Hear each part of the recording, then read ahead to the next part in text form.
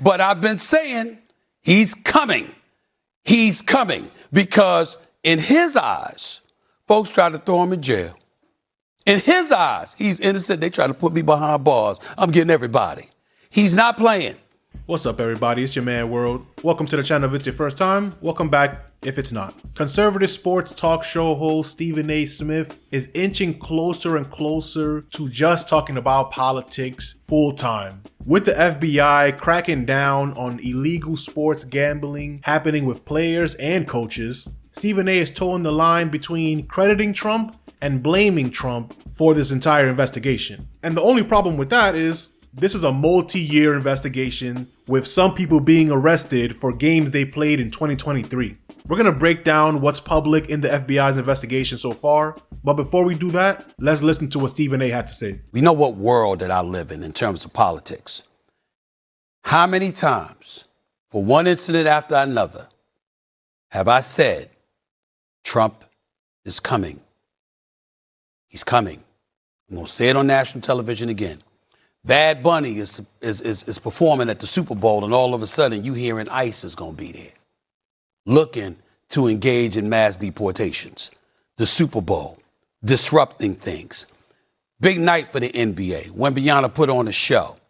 That has now been smeared because we're talking about this story, okay? Remember, Trump has a long, long history connected to the world of sports because he had those casinos. Where do you think folks were coming half the time? I'm not talking about individuals. I'm talking about the culture. When people want to go to a casino, when people want to gamble, when people want to party, or whatever the case may be, this was his kind of connection to that. Why am I glad you're here, Monica? Because don't be surprised if the WNBA is next on his list.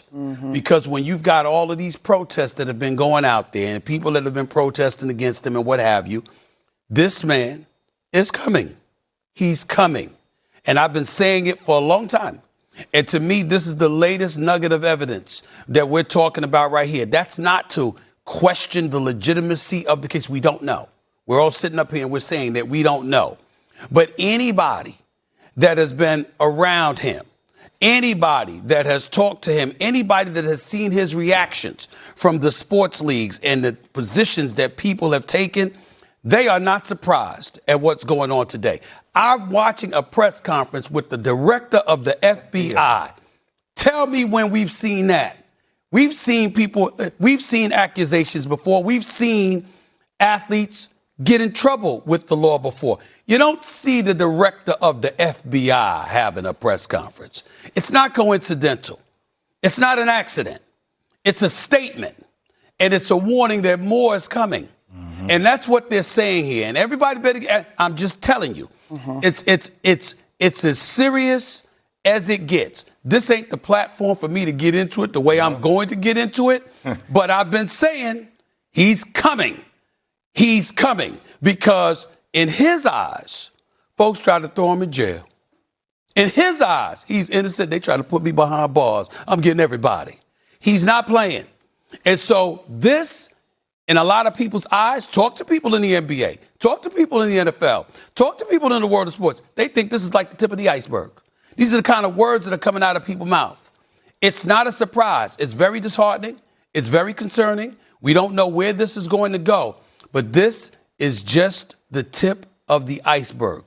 Everybody's better brace themselves because he's coming. No matter how ridiculous Stephen A. is, seems, and will continue to be, he may not be far off with this one. Yes, the investigation started way before Trump was back in office, but that doesn't mean his administration, including FBI Director Kash Patel, would skip this moment for a good photo op. It's not like he has anything better to do or any other cases or files that should be made public, or investigating any high-profile murders that happened publicly. Of course not. This is the FBI. The director of the FBI has way more things to worry about, way bigger fish to fry, like telling us about Terry Rozier checking himself out of a game early that one time in 2023.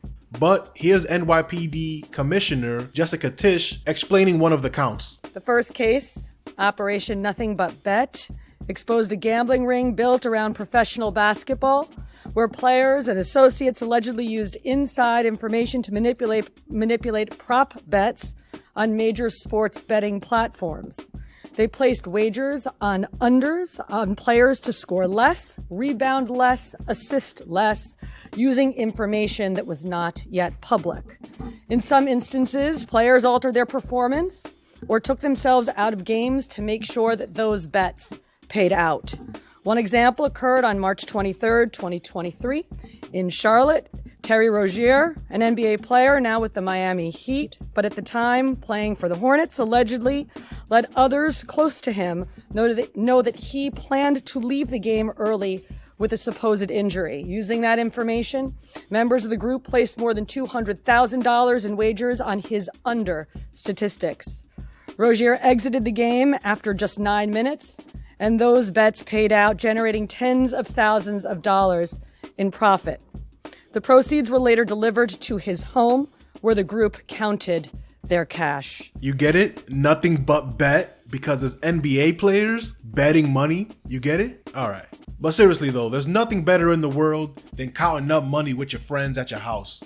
Until the FBI kicks in, of course. But it wasn't just players rigging prop bets on these major betting platforms, which according to the FBI are the real victims of all of this, because their main job apparently is to protect the profits of betting companies. But this investigation also included Chauncey Billups, who was alleged to be rigging mafia-tied poker games. So we're seeing the NBA portion publicized, but this seems to be a way bigger situation happening. According to the New York Times, one case accused the NBA player and a former coach of trading inside information on a series of games to win hundreds of thousands of dollars of bets with sports betting companies. The other charged a well-known head coach, Chauncey Billups, with participating in a series of rigged poker games organized by mafia families that cheated unwitting victims out of at least $7 million. And the New York Times will go on to explain how the FBI believes the poker scheme worked. It's actually pretty crazy. Famous people were paid to recruit wealthy players for the game. Mafia members helped organize and provide security for the rigged poker games. But to lend credibility to the games, the Mafia members needed former professional athletes like Chauncey Billups and Damon Jones, who were known as, quote, face cards. Get it? Because, all right. The role of the face cards was to invite wealthy people to participate in exchange for a portion of the illegal profits, according to prosecutors. Obviously, all of this is according to prosecutors. None of this is proven fact. This is just all what they allege. The players cheated with sophisticated technology. Court documents detailed all the ways the games were rigged, reading like scenes from the movie Ocean's 13. The machine that shuffled the cards was not just randomly mixing them up. It had technology hidden inside that could read the cards in the deck, predicting which player had the best hand and then relaying that information to somebody off-site. That person would then use a cell phone to communicate the intel to someone at the table, who would steer the other cheating players with secret signals, like tapping certain chips or body parts. Sidebar, if that's possible with these type of games, in somebody's house probably, then how do we know this is not happening at big-time casinos? We don't. But anyways, in some of the rigged games, the poker chip trays had hidden cameras that could read the cards on the table. The cards also sometimes had markings that were visible only to people wearing specialty designed contact lenses or sunglasses. They are going super out of their way to cheat. And again, if this technology exists for this, there's almost no way some of this isn't being used against you at the casino. The house always wins for a reason. But let's continue. Losing players face the threat of violence and extortion. Well, that's what happens when you lose to the mob. The rigged card shuffling machines were so important to the scheme that a group of the defendants robbed someone at gunpoint to steal a specific model of that machine from him. The indictment doesn't name the victim, but it's whoever had that machine, I guess.